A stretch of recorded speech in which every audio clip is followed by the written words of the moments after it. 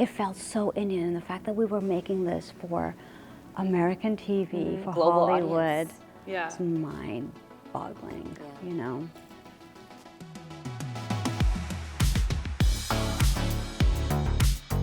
Hi, I'm Richa Moorjani, and I play Kamala on Never Have I Ever. Hi, I'm Poorna Jagannathan, and I play Nalini Vishwakumar on Never Have I Ever. And we are here today for a Tumblr answer time. So the first question is from Anonymous, Okay. who asked, what class would you teach and what would your first lesson be? Oh my gosh. Oh, that's a good question. I hated school so much. So I guess I would probably teach world history because I felt like my world history class was very centered on European history and I got very bored very quickly. And my first lesson would be on South Asian history, which was very much overlooked in my world history class. And are you asking as character or as... As yourself. As yourself. Yeah, as myself, okay. I think I would teach acting and drama to kids. Oh, love that. And my first lesson, like the most important lesson I learned when going to acting school myself is to make sure that when you're talking, it sounds like a conversation, never like you're acting. That's so, I wish I had learned that like 10 years ago. How do you do that? How you do it? Yeah. You just get into an exercise, it's called the conversation exercise, where we talk about something, and you slip into the text and you just mirror what you just did right before. Yeah. And do you do that to prep for scenes as well? All I do the that. time. Yeah, it's what I do all the time. And sometimes I'll be in a scene, I can feel my voice is different and I'm not conversational, so I'll talk to someone, I'll talk to crew for a while and then I'll come back to the scene. Oh, fantastic. I love that. And next question is from Richa, Vrepitsha, who asked, if you could send a message to your season 1 selves, what would you say? And then they said, I want to say I treasure the show a lot as it has got me through the tough times in my life. Wow. Never have I ever is a blessing. That's a Good great question. I would say that, in season 1, we had no idea. We obviously knew that the show was special and we loved it, but we didn't know the impact it was going to make in the world and how it was going to reach such a giant international, intergenerational audience. And I guess I would tell myself, before I knew that, just get ready because this show is going to, reach so many people's hearts and just really, really be present for all of it because this is truly a once in a lifetime, not just career opportunity, but opportunity for yourself as an artist and for everything that you believe in, especially as a South Asian actor. Absolutely, and I said something earlier today which is so relevant, which is I used to take roles and I'd always say, God, look how far I've come as an actor. I'm playing someone so far away from who I am.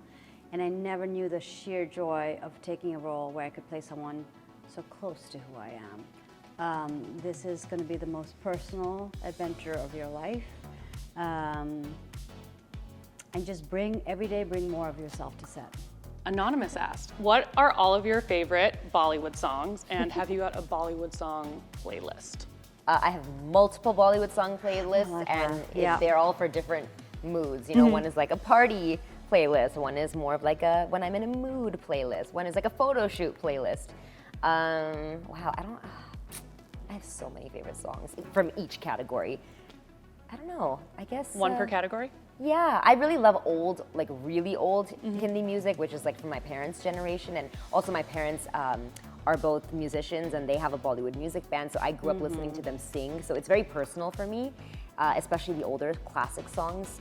One of my favorite songs is a classic called Chura Liya. Oh, I love that. Yeah. Did you ever perform with your family? I didn't perform. Actually, I have danced because I'm a dancer, and there was one. I forgot what it was for, but they sang and performed with their band, and I danced. I forgot what that was for. It was a long time ago. Yeah. My sister's a singer though, and she performs with them sometimes. She's a gifted singer. Just a very talented family. Yeah, Gosh. thank you. Family Yeah, of they are. artists. Yeah. Amazing. From Young Marquis, who asked, what Indian food would you describe yourselves as? I am something called Golgappa. Yes. Yeah, that's so you. It's a little fried thing. It looks like a little ball, and you put a little hole, and you put a bunch of spicy stuff in it, Mostly have it in liquids. one bite with like spicy water, and it just melts in your mouth and burns your mouth at the same time. It's so weirdly satisfying. I don't know what I would describe myself as. That's a really good question. I don't think I have an answer for that, to be honest. Well, we can come back to it Yeah, we if can come back to it if anything comes to mind. Next one is for Poorna, Yeah. who asked, anonymous, asked, hello. Poorna, you look so amazing on screen and Yes, off she screen. does. What is your favorite garment? And I'm not sure when this interview comes out, but I am in a sari by this designer called Sabyasachi. Biggest designer in India. Not only biggest, but the craftsmanship and the artisanal quality and the care that he puts in. It's a very Sabya, even if you're his best friend, will just never answer your call. Like, he's just so exclusive. And they gave us a sari to wear for the show, and it's have you seen the show? Yeah. It's the sari I wear for the Last wedding. episode. Yeah. And just even the drape of that sari. I'm not good with walking in saris. I'm not great in saris, and it fit like no other thing had fit me, and I felt so exquisite in it. You looked exquisite. It was an amazing experience, and what a coup that the show could get us Sabya. Yeah. Yeah. That's fantastic. And you didn't get to keep it, or did you get to keep it? It was one of those. There's a couple of costumes that Nalini has that Universal wanted to keep as archive. Oh, Yeah, and that's that was really one cool. of them. Yeah, I would have taken that. Choice. In a second. Yeah.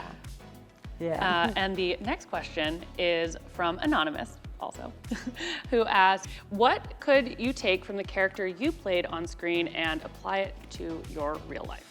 Oh, wow. I take a lot of parenting lessons from my character. When the show first came out, and every other season since, there's such a we get hit, or I especially take it in of how kids just want to be seen by their parents. And it really made me think that the first unit that you're born into, the first group that you're born into is your family. And to do everything you can as a parent to give your kid a sense of belonging. Because, they grow up, they leave the house. There's so many places in life where they don't belong. So for me, I've really learned how to parent differently, and the only thing I focus on for my child, for my teenager, is giving him a sense of belonging. Yeah, it's wonderful. Yeah, and I do feel like Nalini really fully backs Devi in just everything she does. Right. Right or wrong, she's Totally. there. She's there, Yeah. unconditionally, but it's also really what the viewers responded to for the show. It's really wonderful. I think it's why we have such a diverse audience Yes. of not just ethnicity, South but also Asians, yeah. ages. We have parents watching it with their children, which is so beautiful, and just people you would never expect to watch it. Yeah. And I believe it is because of the family. If we have ever had a show, it's only been one character. Yeah. But this show, it's a multi-generational family. And they keep adding more and more Yeah. characters. Yeah. It's more and more incredible. women. They keep adding, and it just enhances the show. Every new character that they bring in, they give everyone such a wonderful. Everyone is written like a lead. Yeah. And the next question is from Rogue Evermore, Wow. who asked, which character is the best dressed in your opinion? Nalini.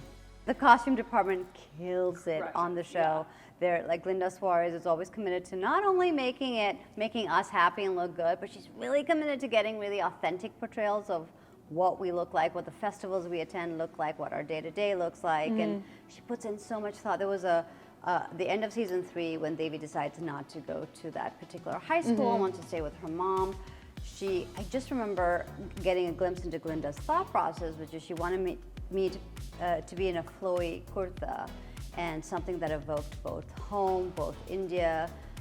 It evoked mother, nostalgia. Like, she had so many thoughts on which outfit to put me in, and it is the costume department for me is like such a hero of the show. The next question is from Welsh Cake 68, Okay. who asked, what was the thing that happened in the show that you personally related to the most? So many things. It was the funeral, the dispersing of ashes in season 1, episode 10. Related to it in a very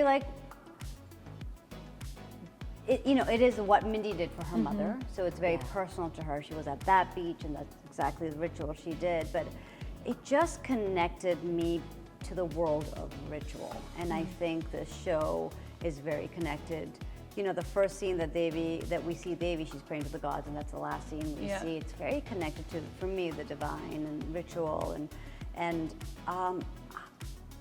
as not religious as I am, and as unritualistic as I am, there was something about saying that prayer and like dispersing the ashes, and I'd never done that for my own dad when he passed, and so being able to do that and connecting to us as a family and you know, our ancestors and those who had passed, and the grief. I have no idea what happened, but it was the most magical moment in TV or film that I've ever had. Wow. Even The before highlight. even before the show came out, it was a scene that I felt the same way. I felt it was like one of the most powerful moments, obviously, that I had ever been a part of, but of TV history for that fact. And then that's how it was perceived by the world, which was incredible. So Indian. It felt so Indian, and the fact that we were making this for American TV, Global Hollywood, audience. Yeah. it's mind-boggling. You know. And do you have any rituals in day-to-day life? I know you said you're not very religious, but is there anything that like you do to center yourself, or just kind of? My husband makes the best tea, and we grind all our spices fresh in the morning, and it's just we have tea together, and you know it's chai. Yeah. And we start our morning off, and it's a very ritualistic thing for me. You know, it's how my mother makes the tea, and how her mother. It's just the morning is very sacred, and your tea time is very sacred. So I guess just that. I don't have any other rituals. Do you? You meditate and stuff. Yeah, I mean, I guess that's like the more literal ritual that I do is I meditate and I have a breathing practice and all those things. But also I agree with Poorna. I think everyday little things like that do feel like a ritual, and they do feel like a grounding practice. You know, whether it's making tea, which I agree it does feel that way, or even for me cooking for that matter does feel like a ritual. Yeah. You know, there's stuff like tea rooms in different parts of the world, and it's because tea can be very ritualistic and very like a very profound time to pause in your day and begin your day and stuff like that. So, And the next question, gin is better than fire whiskey. To Richa, what was your favorite part of playing Kamala? Everything. Kamala is a character who we have desperately needed to see on television forever and have never seen. And she represents somebody that, she represents millions of people who actually come to this country, whether from India or other parts of the world, to pursue higher education. But we've never seen somebody so fully fleshed out like her, who is, you know, navigating her wanting to make her family happy, but also wanting to, you know, pursue this career that she's passionate about, and you know, learning to put herself first. And those are all things that I myself can actually, I don't think I answered your previous question, which now I can answer also, is that, you know, I've been able to relate to that so much because although I didn't move here from another country, I did move to India at a certain time, which we talked about before this. So I know that feeling of leaving everyone and everything behind because you want to pursue a dream, and how scary that can be. But sometimes, you know, you don't, I don't know how to sometimes you don't do everything 100% because you're afraid that you're not going to make your family happy, or, you know, you're letting somebody down. So I think my favorite part of playing her is just the fact that, and we talk about this a lot, that it's the first time as actors, and especially as South Asian actresses, that we've been able to bring our full authentic selves to these characters and to these roles. And, you know, obviously they're characters we're playing, they're not us. But I was still able to find so much of myself in Kamala and find so much of her in me, and that's just been such a privilege. And I don't know that, you know, these opportunities basically never happen in Hollywood. I don't know when that would happen again. Yeah.